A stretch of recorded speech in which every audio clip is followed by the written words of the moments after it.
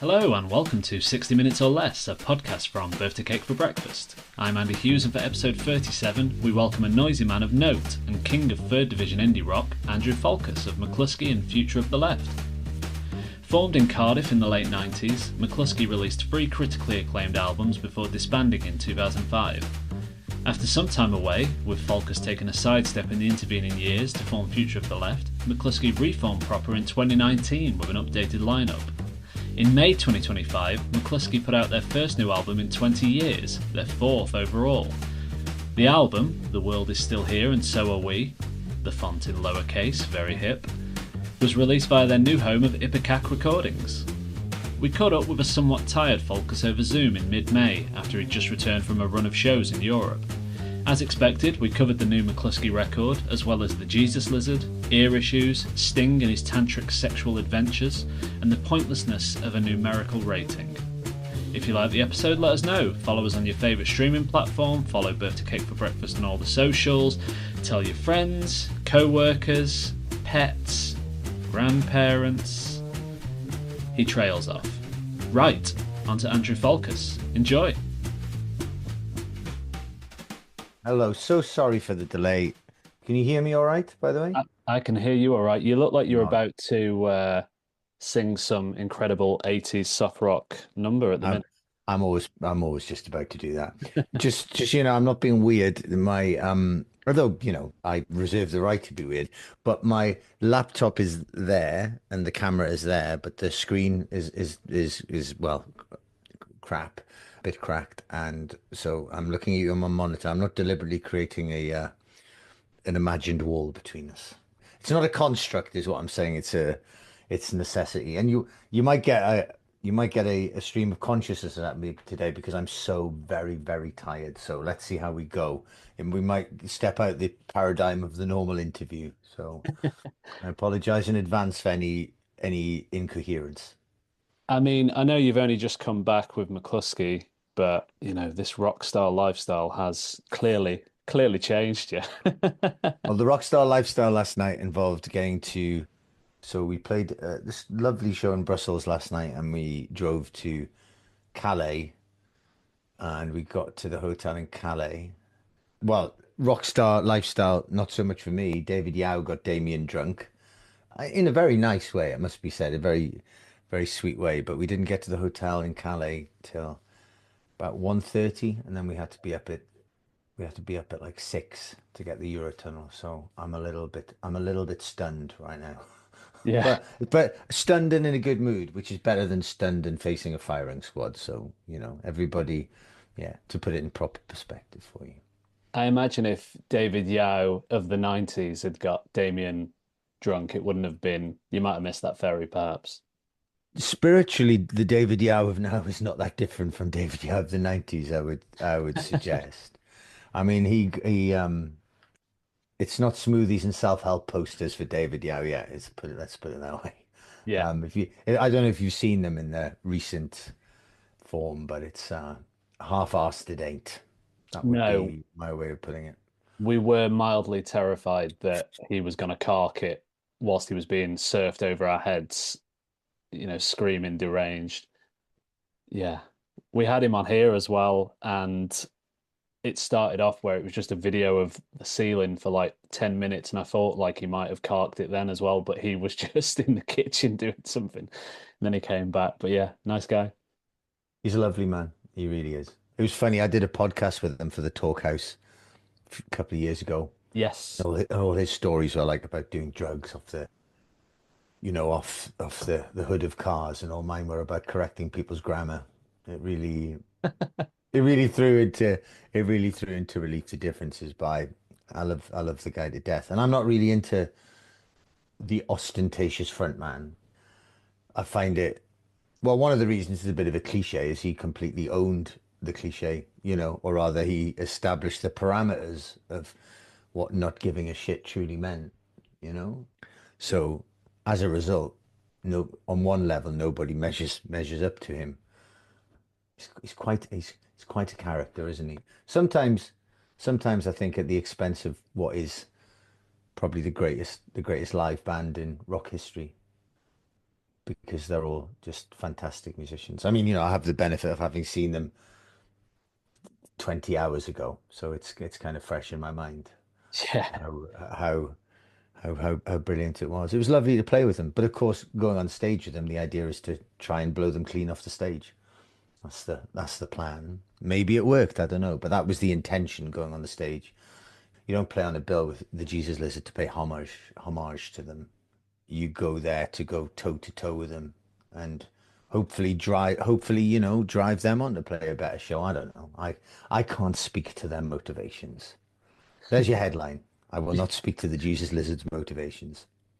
Falkous cancelled again. For the first time, hopefully. I don't know if I've ever been officially cancelled, but hey, I'll try anything once. Yeah, I won't. I absolutely won't try anything once. that's the second headline. Yeah. I'll try anything once. Asterix. I absolutely won't. I'm definitely conservative with the small c. I'm a very careful person. I suppose because I'm aware of the consequences of when things go so drastically wrong. The physical injuries that can persist. I mean, I hurt myself all the time, and I don't surf half naked through crowds of screaming Belgians. Belgians is the word. I don't do that. So I can only imagine what it's like when you actively court danger. I've never courted danger. Third headline. You have been you have been on this run of dates, and like you're obviously clearly on a high from last night, as you said. Hmm. I did read a comment from someone though that suggested you were wary once upon a time of touring Europe due to low turnouts once upon a time. I don't know whether that was in Mclusky or Future of the Left or what have you, but it looks like this time around it's been such fun from all the socials. Have you been really enjoying your time out there? I mean, this has been a short run, so it was 3 dates, and then we did two European dates in September last year. Never wary because of low turnouts. On occasion, there'd be low turnouts. Future of the Left weirdly did a lot better in countries like France and Belgium than Mclusky ever did the first time around. I mean, the lack of real interest in Mclusky can be summarized by the fact that a lot of places we turned up on at least three occasions that I can remember, on our dressing room door it would say MC Lusky. So that would give you a full picture of how much the person who booked us knew about us, and certainly the venue staff. Not wary of the fact. I mean, to be quite honest with you, as long as a show can make financial sense to the extent that we won't lose a lot of money doing it, we'd pretty much, and job, holiday time allowing, we'd pretty much do any shows we could do. It's on one level, it's all a big adventure. And in a lot of senses, it's a holiday. Theoretically, are you going away with, not even theoretically, notionally, you're going away with your friends to a place. You're spending some time together in the van. The van can be boring sometimes. It can be a sleepy place, but for the most part, it's a part where friends bullshit with each other, test each other's limits, debate all kinds of things, listen to Damien's opinions on things. Throw those opinions back in his face. He thinks he's won, I think I've won. Jack referees in the most pathetic way possible. But it's a great experience, and that's just sitting in the van and then arriving places. It's true that there's more of a demand for the band now, and that makes it more fun and it makes it easier. But I wouldn't say I've ever been wary. I've probably turned up at certain places not expecting a great turnout. This weekend. We started in a place called Turcoing, which is near the Belgian border or the Dutch border. I forget, one of the borders, and I didn't expect any turnout to the point where I didn't even ask about the sales in advance. It was just a show we were doing, and there was, well over 200 people there for a place we'd Mclusky had never been to before, and the records just come out, and we don't really have any background there. And it was fantastic, and people were waiting for us, and they were excited. It was great. Belgium, and particularly Brussels, has always been a place where Future the Left prospered relatively as well. But it was great. It was everything you want from a show, and to play with, the X and the Jesus Lizard. That's a lovely time all round. You're getting so much going on there. I don't really like the term noise rock. Certainly not for us. We're more I don't think it's appropriate, but I think it's more understandable for a band like the Jesus Lizard because they have songs, but it's not song first, is it? It's tone and it's this overwhelming sense of this like machine first. I mean, I've seen them described before as like a, that the kind of noise rock Led Zeppelin or something. That kind of, as much as that's a very obvious shortcut, it makes some sense. There's some sense there, as in it's all about the brutally effective musicianship, and it just drives, and it kind of almost exists above and beyond the songs.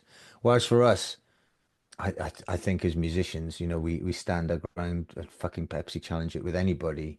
We start with the pop songs and the hooks. So there's kind of a different start point, I think. Whereas I think that however it ends up, certainly somebody like David Yao, I think is, it's there's a kind of a desire, whether on a conscious or subconscious level, to confront and things. I think we end up confronting because of our personalities, but really we just want to write a bunch of pop songs and play them. I know that's not how it comes across to most people because it's skewed and it's filtered through our contrary and at times actively self-sabotaging personalities. And a desire from yourself, I believe, to ape Sting at points Just loves vocally. just loving Sting. And if I was really committed to that, I would have done a faux Jamaican accent just to show you how much I love Sting. But yeah, just it's impossible not to hear something on the offbeat for me and not think of cod reggae, Geordie Jamaican style, you know? I mean, Sting's from my hometown. Maybe I should be prouder of him, but I can exclusively reveal that I'm not. And tantric sex, that sounds like it sounds like a lot of work, and I like a shower. I'm a bit of a clean freak, but it strikes me that you'd have to be doing a lot of intimate cleaning at time. I can't imagine that's a fun experience. 24-hour sex with Sting. Imagine the conversations. Before or afterwards, Well, Jesus. imagine how many accents he could cycle through in 24 hours. I don't know. Does he do South African?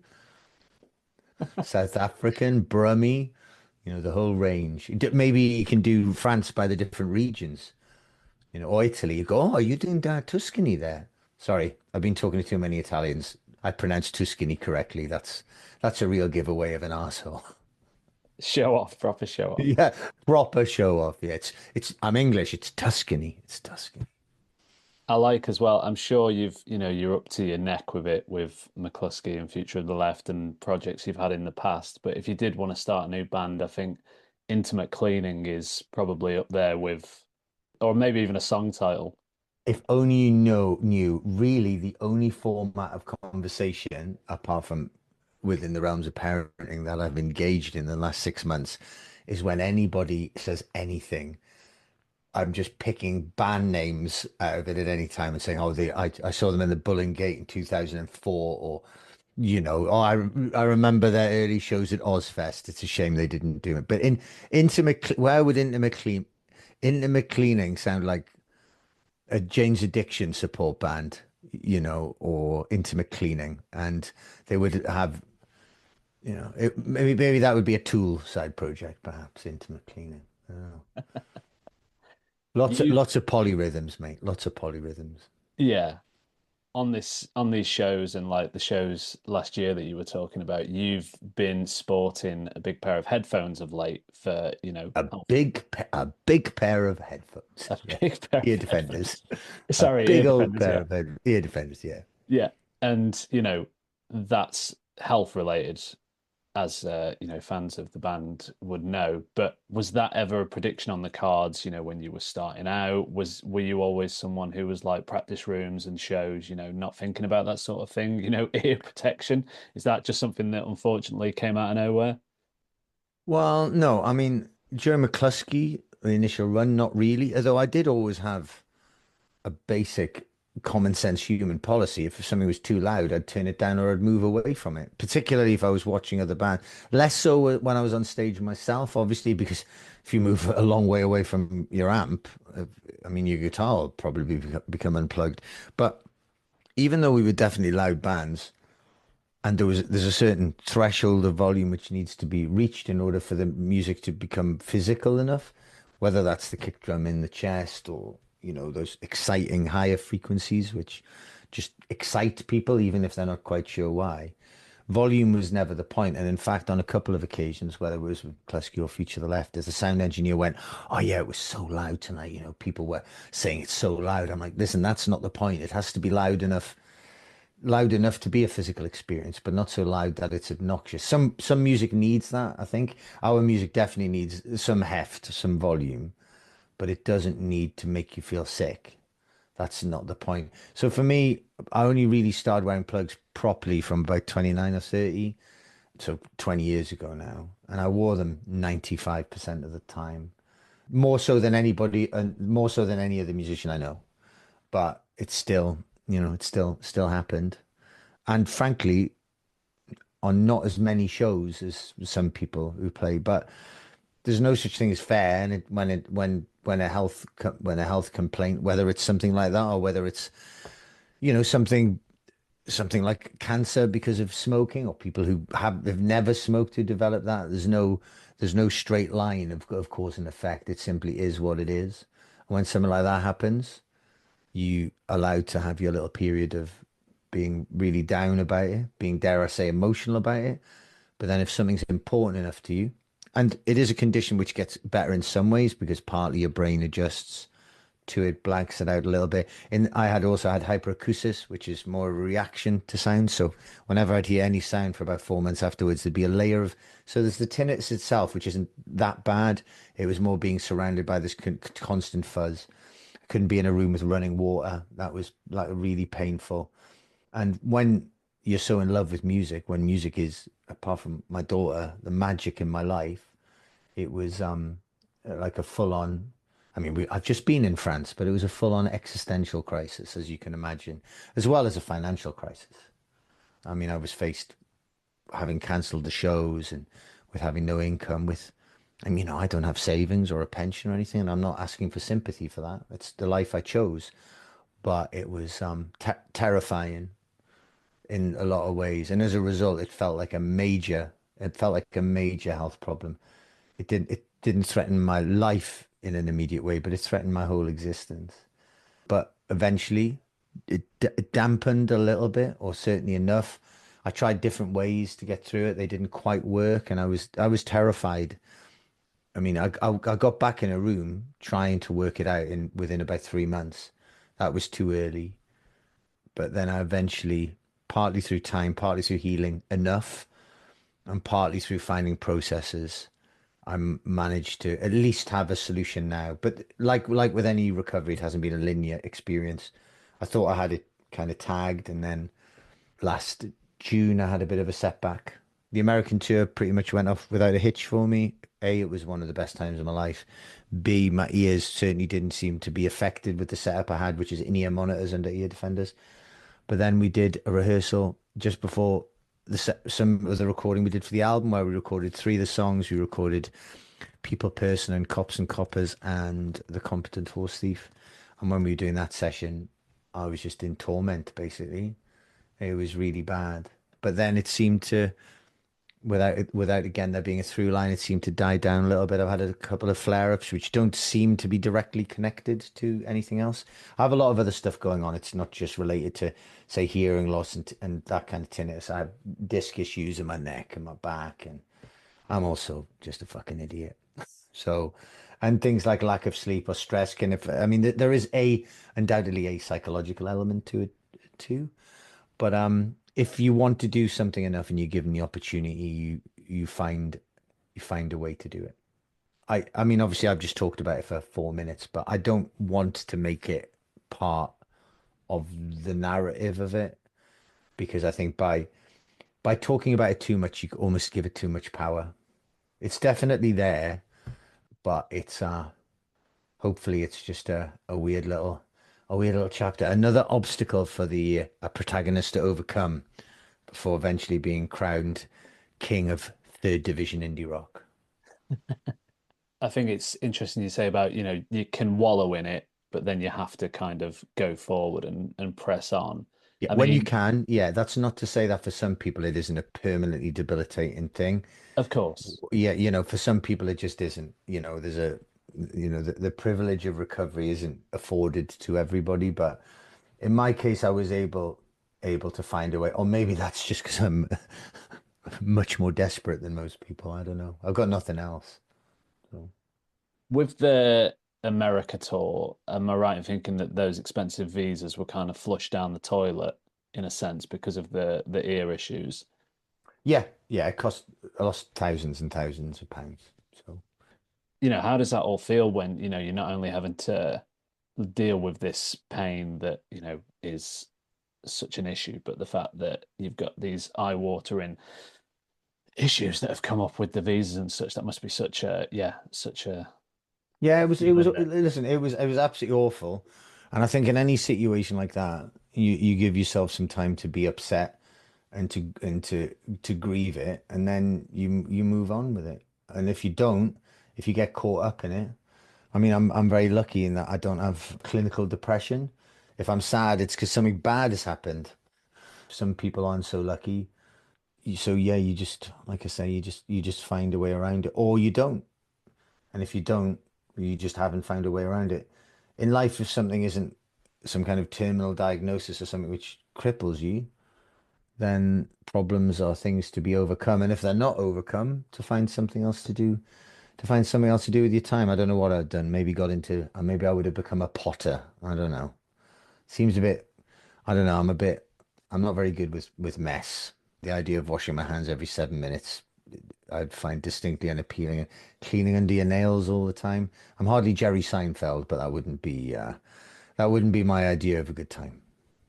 I mean, we've discussed the tantric sex, so that checks out. Yeah, we're already there. We're already there. We're already in a world of great, great, great pleasure, unaccountable pleasure. The good news, though, you've just put out the record, and not only have you put out the record after so long, but it's come out via Ipecac as well. And first and foremost, you said that it had the chance of charting in the UK, which I appreciate, a bit of a wink to the camera, but I imagine even if you're Very not much asked so. about, yeah, I imagine even if you're not asked about it, it must be nice to have like an idea like that floated that, oh, it could chart. That must be pretty mad. Well, it shows that people are like it and people are without being too obvious, it shows that people like it and people are buying it.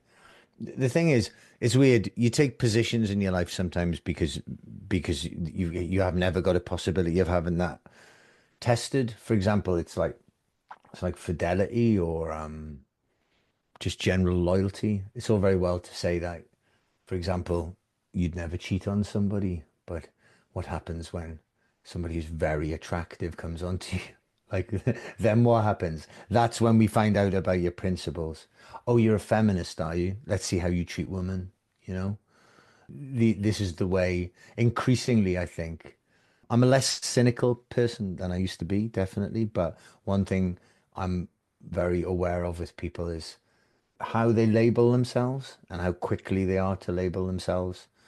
Ultimately, somebody's a hard worker, not because they tell you they're a hard worker. You don't find out somebody's a good person because they go, I'm a good person. You're like, wow, that wasn't information I asked for. I was gonna divine that by the way that you actually act.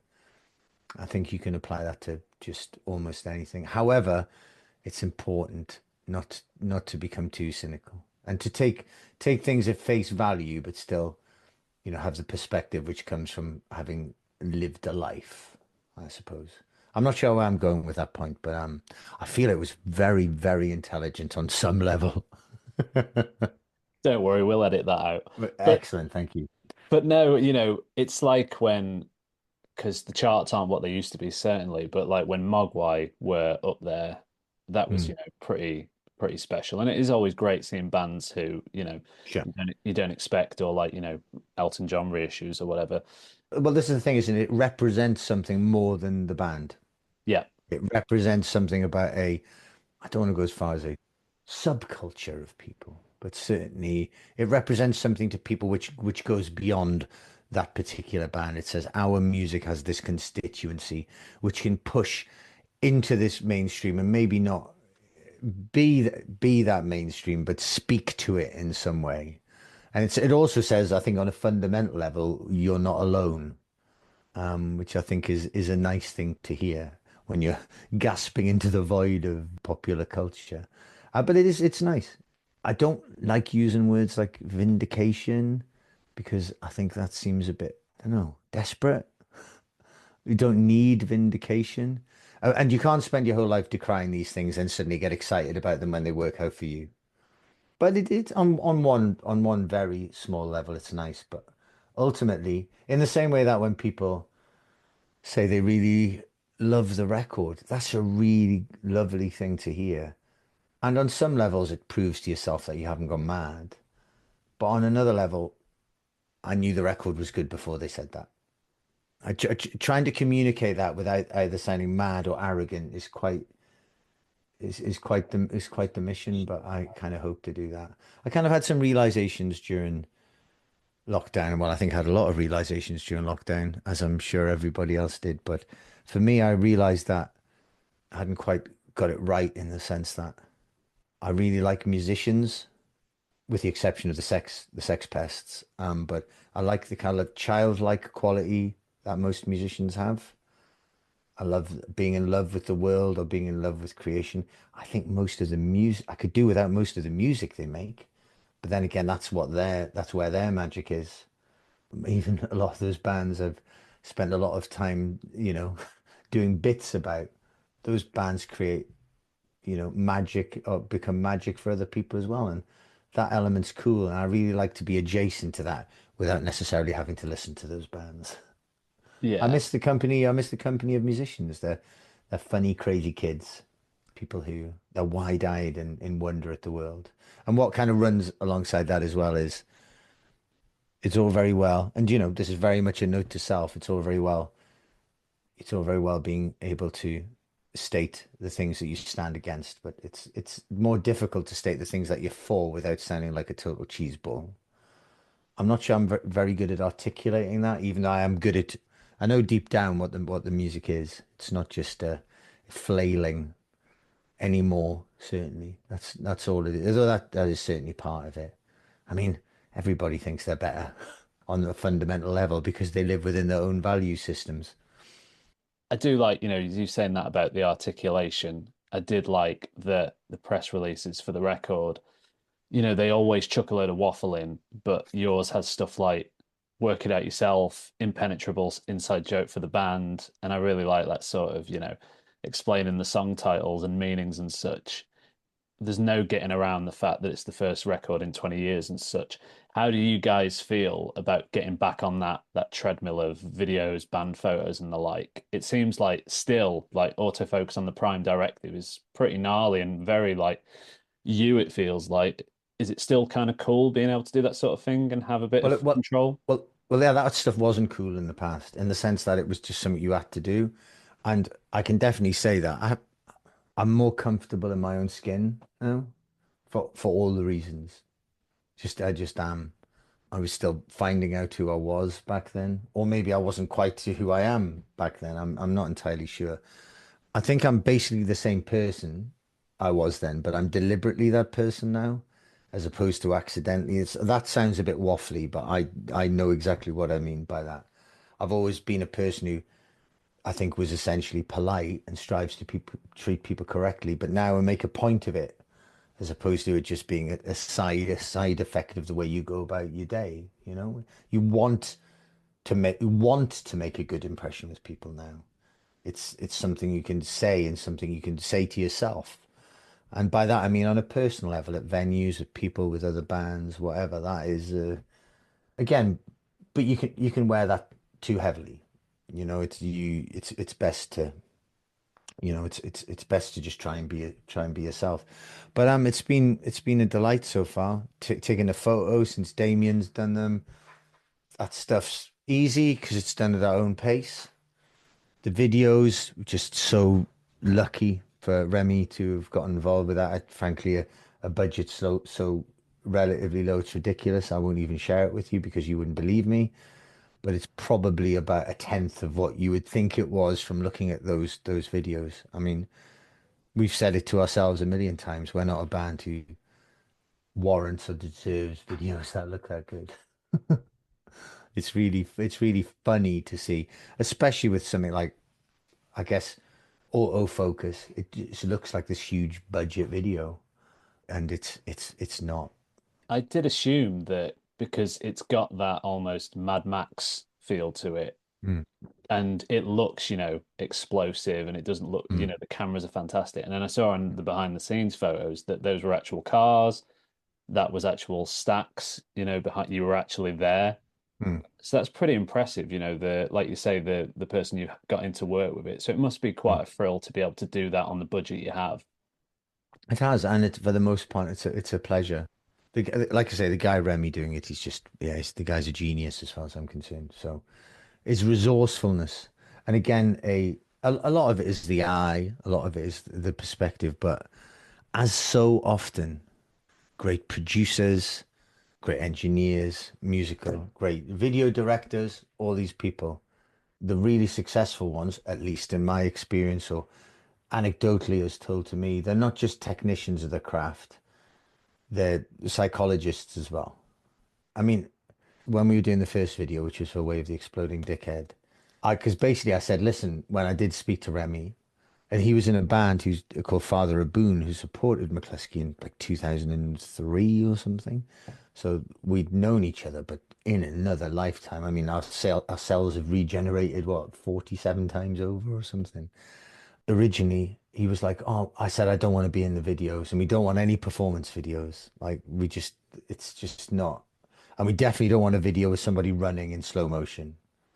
There's so many of those videos over the last few years. There's a lot of those. That was basically the only stipulation. Damien was very insistent on that one.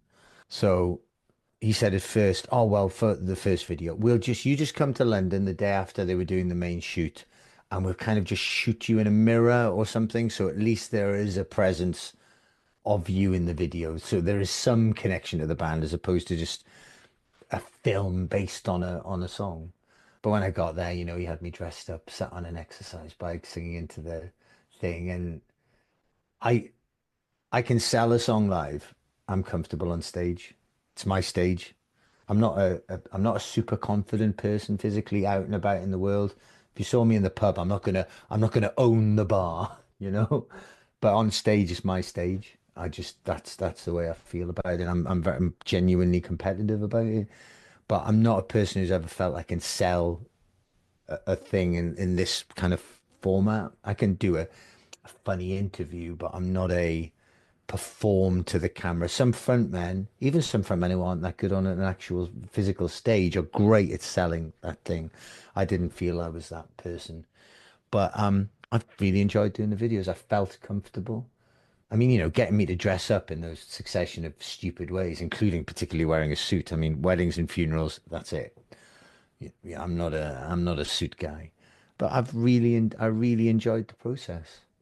And there's so much work goes into making something like that. That the sheer amount of editing Remy had to do is ridiculous. And at the risk of making it sound like a cry for help, we're just so grateful for the work he put in. I know he's really enjoyed it, enjoyed it as probably as much as we've enjoyed watching it, but still very grateful. I said this earlier today to somebody. I've spent a lot of my career in music feeling unlucky. I don't feel unlucky at the minute. I wouldn't say I feel lucky. I don't think luck at this moment in time. I don't feel like luck's come into it either way, and that's a good feeling to have. It's a good feeling to yeah. I'm not tempting fate there, by the way, in case fate's around looking for a new angle. At the end of the last video shoot, actually, the drone who were using fell out of the sky and fell in the river, causing a lot of damage, which is such a shame for the guys who are operating the drone because they were lovely people. But Damien reckons that was because at the end of the shoot, it wasn't used in the video, but they sat me on one of those, what are they called? Those banger cars and drove around the field while the drone went around me while I sang the song. It wasn't used in the video because probably I looked like a dickhead, especially being dressed like a member of the GLC doing a PhD on, I don't know what they do a PhD on. Must finish analogies. That's my next mission. That's But 2026. yeah, yeah, absolutely. 26. We've got some time off in 26. We'll do it. But Damien reckons it's like Final Destination. The fact that I got up on that car and was filmed, I should have injured myself. So, but fate got it wrong and messed with the drone crew instead. So I'd like to apologize to them on behalf of our cursed band. So, you touched upon the luck thing, Mm. and there's, as I say, there's no, getting around it that it's the first album in 20 years, and I appreciate that must look great on a press release and an album review, etc. But for the band itself, 30 years of the band in 2026 and near enough 10 years on from getting back to it proper, that those must be nuts things to look into if you're the sort of person who's doing, 5, 10, 15, 20, whatever. Is that, still a crazy thing to think about, or does this kind of feel like a new entity with you guys because you are, 10 years on? I think it would be a crazy thing if you thought about it in any great detail. But it'd be like thinking about the length of a marriage, about all a marriage, about all the things you've gone through, about all the different phases you maybe go through with your parents from when you're a kid to when they, let's face it, effectively become kids towards the end of their lives. You can't, there's no useful function to thinking about it. Occasionally it's good to reflect, but in some ways it's a fundamental part of who I am, say, because I'm still playing a lot of those songs. But in other ways, it's like looking back at a sepia tinged photograph or something. It's a different existence. I mean, I don't even look the same. I know that's just a visual signifier, but there's an essence to it which is the same but is different. And it's important to confront and work with nostalgia in the sense that on one level it's absolutely fine. And if it brings people to the shows, a little like milkshake in other cultures, it turns out, that's cool. But then you've got to give people more than nostalgia. And the challenge is to simultaneously remind people of how much hope they had when they were in their 20s, whilst also showing them something else. Because it's not just a, Peter Kay, remember what the past was like kind of moment. It's really not. And if that's what you take away from it, then I think that's a shame. I think that's a real shame because nostalgia doesn't just apply to the battle with nostalgia, or rather that that battle with nostalgia to take the positive elements out of nostalgia without wallowing in a back when things were different sense. That's as much a challenge for the people on stage as it is for an audience. It doesn't work for everybody, but in terms of making art like anything, it's good to have it's good to have a challenge. Some people will say the longer you're in a rock band, it gets harder because you don't want to repeat yourself and stuff. That's true, but that's a positive thing if you allow it to be. The idea that people are interested enough that you put out a record, but the challenge is to, and you're never gonna, however people hear a record first, you're never gonna recapture that first feeling people had when they heard your song if they ended up loving it. But there will be people who hear this record first, and they may well end up going back to Mclusky Do Dallas. In fact, they're more likely to because it's a very instant record, not by design, it just is. It's a very instant record, although it does have, not deliberately, a kind of format. All the songs are very simple. Frankly, playing that music forever, you'd just be insane. Or certainly writing that music forever would be insane. But there will be people who hear this record first, where this ends up being the definitive form of the band for them. And Do Dallas will, in comparison, seem a bit simple and one-dimensional. That will absolutely happen. Even though there are some McCluskey fans who don't believe it, there are people who prefer Future of the Left to McCluskey. More people prefer McCluskey, but that's absolutely fine. I think you'll find that the longer it gets away from Future Left having released an album, because of the way fan and internet culture can work on the extremes, Future Left becomes more desirable. We noticed when we did shows towards the back end of last year, they sold far quicker than any Future Left shows we'd previously done. There's far more demand for it. The scarcity determines the value of it in some senses. And you know what? All of those things are fine. All of those things can exist together. And some of them are funny. You just need to be aware of them. You just need to be aware of them. I will say, in terms of, I think it's generally a healthy thing for certainly for a band like us. But and when people review albums and they like them or they don't like them, whatever, it's their loss if they don't like it. And I don't mean that in a fuck you sense. I mean that's just my attitude. The one thing I take issue with on the internet is people are jumping on. I've never actually clicked on the site, but people went the day the album comes out saying they're big fans and assigning a numeric value to an album they can only have heard twice. I'm a really big fan of this album, but it's a bit disappointing. It's like it came out today, you daft cunt.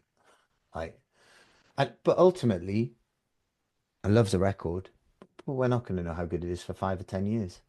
Let's see how it sustains itself. Let's see, assuming there still are sets, let's see how many of the songs are still in the set. That's the ultimate vindication of it because you listen to an album in the time it's released, and then it's whether it has any meaning in another time. Mclusky Do Dallas was not considered to be a classic when it came out. The reviews for this album now are better than the reviews for Mclusky Do Dallas when it came out by a considerable margin. Mclusky Do Dallas, most of the reviews were like, actually, ironically, with the exception of the Pitchfork review, but that was a good 6 months after the album had actually come out in Britain. Most of the reviews were, yeah, it's all right. It's recorded by Steve Albini, wasn't it? Just sounds like that. Acerbic, Big Black, no influence on us at all, Big Black. Half Man, Half Biscuit, had never heard them at the time. Big Jesus Lizard, no. We were just a bunch of people getting the Pixies a bit wrong. That's where it came from originally. And as it turned out, yeah, I can see why people on certain levels would have said that. So, yeah, it is what it is. But if you love a band, you probably shouldn't assign a numeric value, which in a sense helps to propagate or in fact limit the appeal of that band across different platforms the day the album comes out. And if you do, you're probably kidding yourself. I love giving numerical value to things, but with my family, sorry, Julia and Ella are shouting at each other up and down the stairs. I believe we are about to eat, but I have another couple of minutes if you have another question. Sure. I mean, the whole star rating and numerical thing is Mm. it's nothing, is it? It's all It's subjective. weird. I mean, it's a metric on which some people base their decisions. Luckily, people can now go, oh, somebody said this about this album. I'm just going to listen to it now, which wasn't the case 20 years ago. You can make your own mind up. And it is a little bit different now. When I did the thing, as you may be aware of, wrote a response to a Pitchfork review in 2012.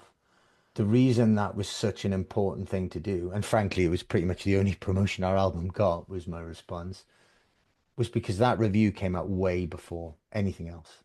And especially at the time, it could help set an agenda, or certainly help to establish a consensus. So I felt I had to get in there and change that somewhat.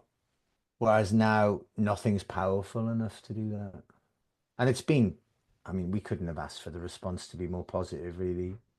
We couldn't have asked for it to be more positive. It's been marvelous.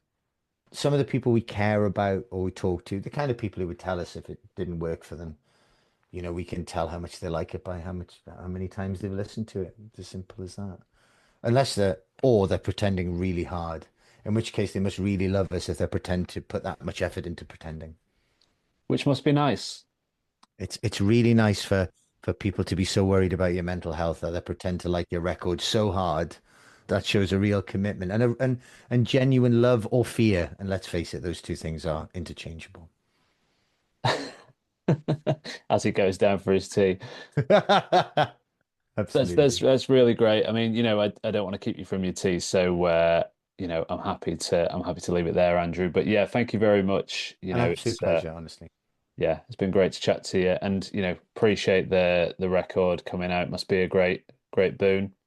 It's lovely. I know, even on a basic level, it's just nice to see it in shops. That'll never get old. Walking into a shop and seeing the physical thing of it, and it means you can be cynical and sentimental at the same time, I think.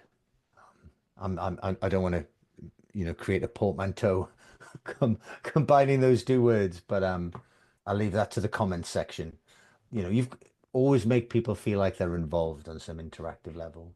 That's what I'd say. The illusion, it's like the illusion of talking with the audience or talking to the audience. We take from the audience what we require in order to go back. Unless it's in Holland, where we just were for one day, where you don't get anything from the audience. The next time we go there, I'm just going to stand on stage. I'm going to say, I'm not going to bother talking to you guys in between songs because we get nothing back. So when we'd normally be talking to you, we're just going to stand and stare at you. Okay? Like you're doing to us. It's nice. I think and hopefully people understand that that's a bit, it's part of a show as opposed to we genuinely detest you. Yeah, we don't, you don't put this much effort into something at the expense of family and finance in order to go around the world and hate and be hated. We are not a vehicle for conflict. We are a vehicle for joy. I said it in I'm joking way, and I meant that, but it's meant to be fun. Ultimately it's rock music. It's silly and it's fun, but we're very serious about it being silly and fun.